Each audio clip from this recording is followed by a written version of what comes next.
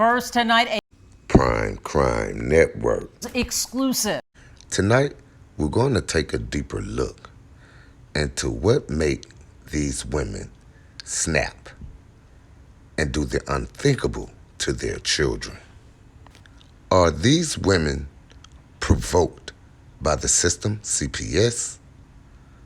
Or are these women just pure evil?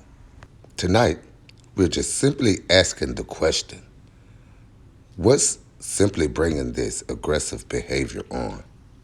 Tonight we're learning new details about a terrible crime. A South Jersey mother confessed to stabbing her 5-month-old daughter in their home. We spoke with neighbors in that small, closely knit community. They say this has really shaken things up. They say that she lived in that home with another daughter as well. Today, Alcazar appeared before a judge for the first time, and we're learning new details about that chilling crime.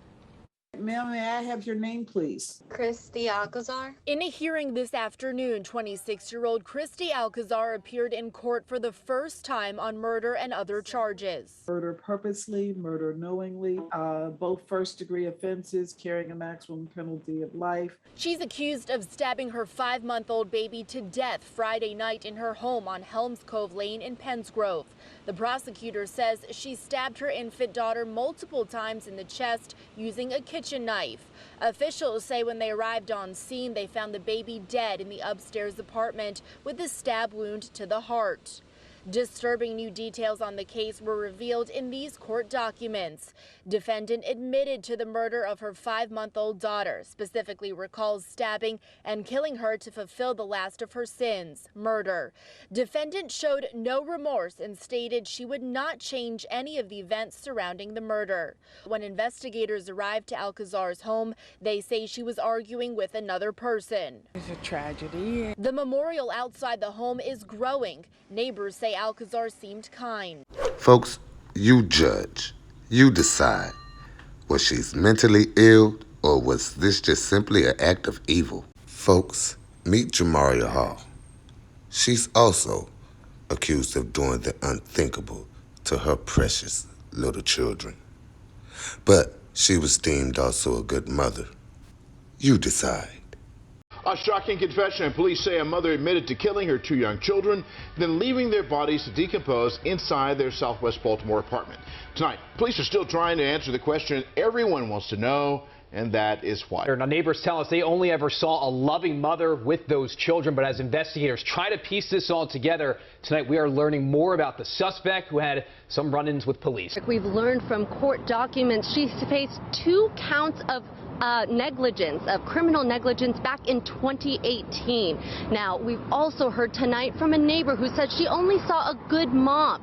She tells us she can't understand what went wrong. A gruesome discovery leads to a mother's arrest. We can confirm now that the mother, 28-year-old Jamara Hall, is the suspect in this case, having confessed to murdering her children. Police were called to Coventry Manor Apartments Tuesday afternoon because something smelled bad. Responding officers say they found 6-year-old Danira Thomas and her 8-year-old brother, Devin, their bodies decomposing. The police commissioner says there are reports that the children were seen as recently as last week. And I have 2 little mini-me's tonight. This evening I have Danira Thomas Joy. And I have Devin Thomas. 1 year ago, Jamira recorded this podcast with her 2 children. Y'all been driving me crazy. But I love y'all. I too. Okay. Now that was very telling, wasn't it? They were like a trio. If you saw her, you saw them. Their neighbor, who did not want to be identified, says her own daughter and Danira were best friends. Danira and my daughter would play in the hallway. Calling Jamira an attentive mother. That neighbor says this spray paint on the grass is from where Jamira recently painted a table for her kids. It was beautiful. It was like the blue sky, the beautiful blue sky with the white clouds. Now the family's neighbor wonders how she'll tell her daughter that her best friend is gone. I have no clue how I'm going to explain this to my baby, because she play with them every day. Now, Vic, in 2018, police tell us the children were reported missing, but found the very next day with their mother at the hospital. Now, this mother is now in police custody and charges are pending. Those charging documents set up a very graphic scene inside of the apartment. Someone called that maintenance worker in because of an odor. When the maintenance worker went inside, the 2 children were found dead, and we want to warn you the details once again could be disturbing. A judge ordered that Jamiria Hall be held without bond as she waits for the next steps in their case. The 28-year-old has been charged with 2 counts of first-degree murder after her children were found dead Tuesday in their Southwest Baltimore apartment. According to charging documents, Hall drowned and strangled her daughter, 6-year-old Denaria Thomas. When a maintenance worker went to check on their apartment because someone complained about an odor, Denaria was found lying face up in the bathtub with an apparent clothing object wrapped around her neck. Her brother, 8-year-old Davin Thomas, was found in a sleeping bag, and when a forensic examiner turned him over, a large knife was in the right side of his chest and a trash bag around his face and neck. Police say their bodies were decomposing. When you see children that are dead, that's a visible sign of trauma. Children were dead inside of the home. Investigators said at least one person saw the mom and children last week Thursday, but then screams were heard coming from the apartment that night, and someone yelled, "Mommy, no." Hall had legal troubles in the past. In 2018, she was accused of setting fire to a house while her children were there. Exclusive. Now, how in the world did she get those kids Exclusive. back after trying to assassinate them once before? Hall once recorded a podcast where she appeared to reference the joys and struggles of motherhood. Earlier today, attorneys requested a competency evaluation to determine her ability to stand trial, and the judge granted that request once again. She's being held with no bond. Whoever was involved with that woman getting those kids back should be in jail for life. Next up, Linda Clancy. Here's what we know about the case so far. First responders arrived at the home at around 6 p.m. Tuesday after Clancy's husband called 911 reporting his wife had jumped out of a window. First responders discovered Clancy's 3 children unconscious with signs of trauma. 5-year-old Cora Clancy and 3-year-old Dawson Clancy died in the home, while the couple's 7-month-old son is still being treated at a hospital. Clancy herself is also still in the hospital, and her condition remains unknown. Meanwhile, the community is still in shock. They were like so innocent and helpless. It's almost something you can't wrap your mind around. Kids that are the same age, so it's just, it hits home. You almost don't even know what to think. It's just kind of blank for a little while. A candlelight vigil will take place in Duxbury tonight to offer prayers for the Clancy family, their friends, and the first responders who came to their home during Tuesday's tragedy. Again, the Plymouth County District Attorney's Office announced late last night that Lindsay Clancy faces charges, including 2 counts of homicide and 3 counts of strangulation. This one is a bit different. All I am going to say is jumping out of a window is definitely mental health. Next up, the twins, Trochay and Shemaya Hall. Arrested before in Dallas County. Court records show that in 2017, Hall and her twin sister, Trochay Hall, were arrested for aggravated assault against Troché's boyfriend. According to court documents, the sisters went to his apartment. When he saw them, he immediately tried to slam the door shut, but they grabbed his shirt and sprayed him with pepper spray. The records go on to say Trochay pulled a knife out of her bra while Shemaya told her to run up on him and attack him. In another tragic twist to this story, Shemaya's twin sister, Trochay Hall, is also accused of stabbing her little girl to death at a house in Dallas in 2021. According to court records, the mother says Trochay's little girl was lying on the living room floor, bloody with multiple stab wounds. She was standing over the body, quiet and not saying anything. Trochay was charged with capital murder, but was found incompetent to stand trial and is now in a mental health facility. Meanwhile, Shemaya Hall sits in the Ellis County Jail with $6 million worth of bonds, charged with 3 counts of capital murder. Okay, go ahead, do the cake. This is how LaTanya Reese wants to remember her grandson. Reese, the paternal grandmother of 6-year-old legend Chappelle, can't believe he's gone. I haven't really slept since that day.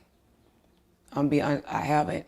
On Friday, police found 3 children dead at a home in Italy. 6-year-old Legend and his half-siblings, 5-year-old twins Aiden and Aaliyah Martin, were stabbed to death. 2 others, a 4-year-old and a 14-month-old, were injured. Their mother, Shemaiah Hall, is accused of stabbing them. His own mom. How could you do that? I want justice for Legend. I'm not gonna rest. I'm not gonna rest. I am not gonna rest until they pay for what they did. Reese says she tried to gain custody of her grandson several times, but wasn't successful. Another example of CPS failing our families and kids. Of 30-year-old Cindriana Jones, who was arrested by Jackson police early Thursday morning after fatally shooting her own 4-year-old son, Keyshawn. The tragic event took place Wednesday night at Cindriana's home on Randall Street in West Jackson, and in a now-deleted Facebook Live video, Cindriana was seen and heard yelling curse words at Keyshawn, who could be heard in the background crying. Then, just a few hours after the video was posted, the Jones family lost more than they could have ever imagined. Keyshawn is survived by his 14-year-old sister and 16-year-old brother. The Jones family is asking for prayers and privacy during this difficult time. A McLean mom, just convicted of shooting and killing her 2 young daughters, leapt up as jurors considered her sentence and started screaming. Yeah, Veronica Youngblood yelled, "No, no, no," as deputies wrestled her out of the courtroom. Then she kept screaming from lockup as the judge cleared the room. Her defense attorney says she's likely now on suicide watch. Our Bruce Leshan was in that courtroom today as she pleaded with jurors for lenience. Youngblood described raising Sharon in Argentina, piercing her ears but not having enough money to buy her clothes or food, celebrating both the girls' birthdays and their matching brown eyes. She told jurors her mother and father beat her every day as a child and then abandoned her as a teenager alone in Buenos Aires. She'd gone into sex work when she met Ron Youngblood, a Navy pilot. They moved to the U.S. and he deployed overseas.